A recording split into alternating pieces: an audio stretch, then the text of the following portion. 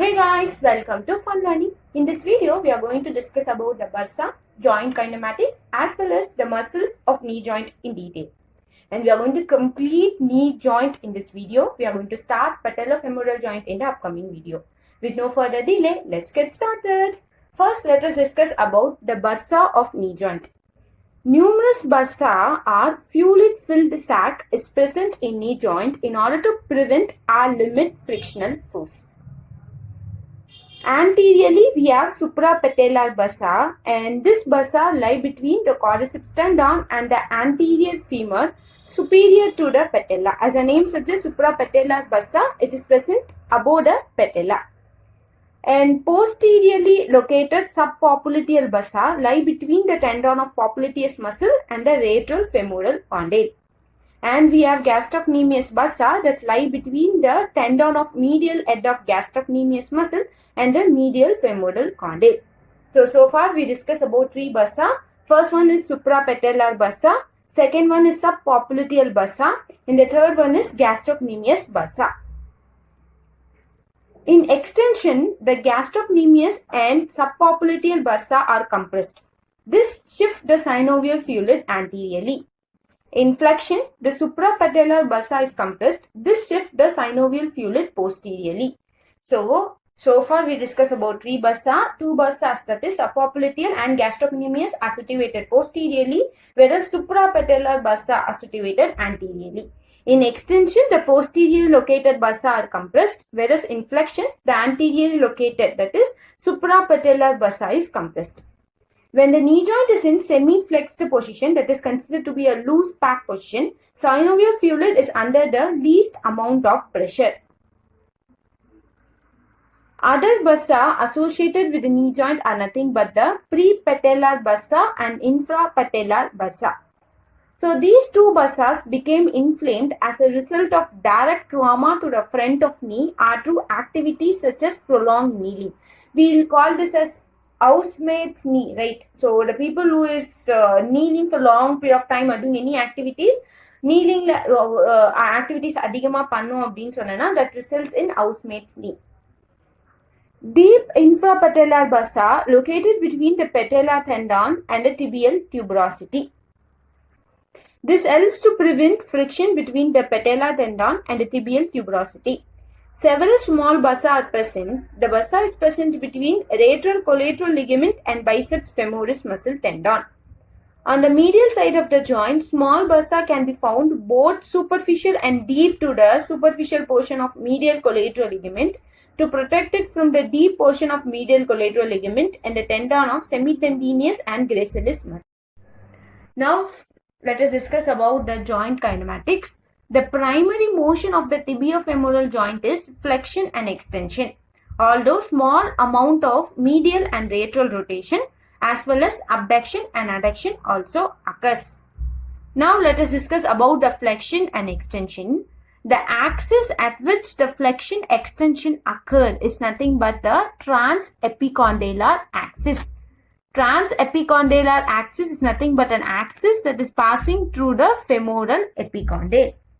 Although this transepicondylar axis represents an accurate estimate of the axis for flexion and extension, but you should try to understand this axis is not fixed, but rather shift throughout the range of motion. So this transepicondylar axis is not fixed wala, it shifts throughout the knee range of motion. Now let us try to understand the arthrokinematic movement that occur during flexion and extension using two rules, namely, which are nothing but the convex-concave rule and the concave-convex rule. First, let us discuss about the convex-concave rule. When the convex moves on concave, the rolling and gliding occurs at opposite direction. Whereas when the concave moves on convex, the rolling and gliding occur in the same direction. Now let us discuss about the convex-concave rule in detail. When the convex femoral condyle moves on concave tibial condyle, what happens? During flexion, posterior rolling and anterior gliding occurs. Whereas during extension, anterior rolling and posterior gliding occurs. So, when the convex femoral condyle moves on concave tibial condyle during flexion, femur rolls posteriorly and glides anteriorly, whereas during extension, femur rolls anteriorly and glides posteriorly. Okay, va? Now let us try to understand the concave convex rule, which is very easy. When the concave tibial condyle moves on convex femoral condyle, during flexion, posterior rolling and posterior gliding occurs, whereas during extension, anterior rolling and anterior gliding occurs. I hope so you are clear with this two rule. And now let us discuss about the role of the cruciate ligament and menisci in flexion and extension. In flexion of the femur, posterior rolling of the femoral condyle create tension in the anterior cruciate ligament. As a result of this tension, we will have anterior translational force imposed by anterior cruciate ligament on the femur. In extension of the femur, anterior rolling of the femoral condyle create tension in the rigid posterior cruciate ligament that result in a posterior translational force imposed by posterior cruciate ligament on the femur. So what they are trying to say here is, during flexion, initially we will have posterior rolling and that will be followed by anterior gliding. Okay va? So first in the posterior rolling nala anterior cruciate ligament la or tension ஏற்படுது and இந்த tension தான் anterior gliding க்கு responsible இருக்கு அப்படினு சொல்றாங்க. அதே மாதிரி தான் in extension the same thing. So during anterior rolling initially நடக்கும், that is followed by the posterior gliding. Okay va? So this anterior rolling will create a tension in the rigid posterior cruciate ligament and this tension is responsible for the posterior gliding to occur. Okay va? Now let us discuss about the role of menisci in flexion and extension in detail. The oblique contact of the femur with a wedge-shaped meniscus result in the force of meniscus on femur and femur on meniscus. So what they are trying to say is, oblique contact of femur on meniscus ரெண்டு ஃபோர்ஸ்க்கு ஏற்படுது. So அதாவது ஃபீமருக்கும் மெனிஸ்கஸ்க்கும் நடுவில் இருக்கக்கூடிய இந்த oblique கான்டாக்ட்னால ரெண்டு forces இதாகுது அப்படின்னு சொல்றாங்க. ஒன்னு is nothing but the forces of meniscus on femur and another is nothing but the femur on meniscus. This can be resolved into vertical and horizontal components. These two forces can be resolved into vertical and horizontal component. Horizontal component is also known as shear component. We have two shear here. So shear 1 assists femur in forward glide during flexion, whereas shear 2 assists in the posterior deformation of the menisci during flexion. As a knee joint begins to return to extension from full flexion, the posterior margin of the menisci return to their neutral position. As extension continues, the anterior margin of the menisci are deformed anteriorly by the femoral condyle. The distortion of the meniscus is important, so menisci can lie beneath the femoral condyle and continue to reduce flexion and absorb the force of femoral condyle and tibial plateau. Now let us discuss about the range of motion. So knee flexion range of motion is nothing but the 130 to 140 degree, whereas knee extension range of motion is nothing but a 0 degree, but up to 5 to 10 degree is also common. Now let us discuss about the medial and lateral rotation occur about a longitudinal axis that run through or close to the medial tibial intercondylar tubercle. So the axis for the medial and lateral rotation is situated close to the medial tibial intercondylar tubercle. So during medial and lateral rotation of tibia, there is more motion of the lateral tibial condyle when compared to the medial tibial condyle. That is, the longitudinal axis of medial and lateral rotation is situated at the medial tibial condyle. அதனால தான் lateral tibial condyleோட motion வந்து ரொம்ப அதிகமா இருக்கு அப்படின்னு சொல்றாங்க. Tibia medially rotate on the femur. The medial meniscus will distort posteriorly on the tibial condyle to remain beneath the relatively posteriorly moving medial femoral condyle. and lateral meniscus will distort anteriorly to remain beneath the anterior moving lateral femoral condyle. Okay, va? So during medial rotation, the medial meniscus will distort posteriorly, whereas the lateral meniscus will distort anteriorly. When the knee is in full extension, the ligaments are taut. Tibial condyle are lodged in the intercondylar notch. Menisci are tightly imposed between the articulating surface. Consequently, very little axial rotation is possible. So, knee full extension la irukumbodhu, the range of motion of medial and lateral rotation is very less. During knee flexion, exactly reverse happens. Thus, at 90 degree of knee flexion, the medial and lateral rotation is approximately 35 degree and lateral rotation being slightly greater. Abduction and adduction. Frontal plane motion, although minimal, but contribute to normal functioning of the tibiofemoral joint. For frontal plane range of motion is typically only 8 degree at full extension and 13 to 20 degree at knee flexion. Okay, va? Tibia medially rotate on the femur. The medial meniscus will distort posteriorly on the tibial condyle to remain beneath the relatively posteriorly moving medial femoral condyle. And lateral meniscus will distort anteriorly to remain beneath the anterior moving lateral femoral condyle. Okay, va? So during medial rotation, the medial meniscus will distort posteriorly, whereas the lateral meniscus will distort anteriorly. When the knee is in full extension, the ligaments are taut.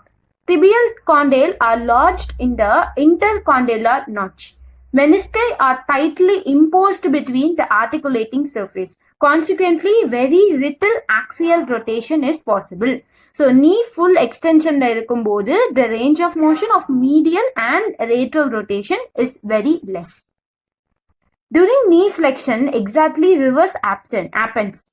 Thus, at 90 degree of knee flexion, the medial and lateral rotation is approximately 35 degree and lateral rotation being slightly greater. Abduction and adduction. Frontal plane motion, although minimal, but contribute to normal functioning of the tibiofemoral joint. For frontal plane range of motion is typically only 8 degree at full extension and 13 degree at 20 degree of knee flexion. Okay, va? Frontal plane range of motion is 8 degree at full extension and 13 degree at 20 degree of knee flexion. Now let us discuss about the coupled motion. Biplanar intra-articular motion can occur because of the oblique orientation of the axis of motion with respect to the longitudinal axis of the femur and tibia. The medial femoral condyle lies slightly distal to the lateral femoral condyle that result in a physiological valgus coupled with knee extension, physiological varus coupled with knee flexion. Okay, va? So, என்ன சொல்ல வராங்க? Medial femoral condyle lies slightly distal to the lateral femoral condyle. As a result, knee extension is coupled with physiological valgus. Valgus is nothing but the abduction. And knee flexion is coupled with physiological varus, which is nothing but adduction. Automatic rotation or screw-arm mechanism.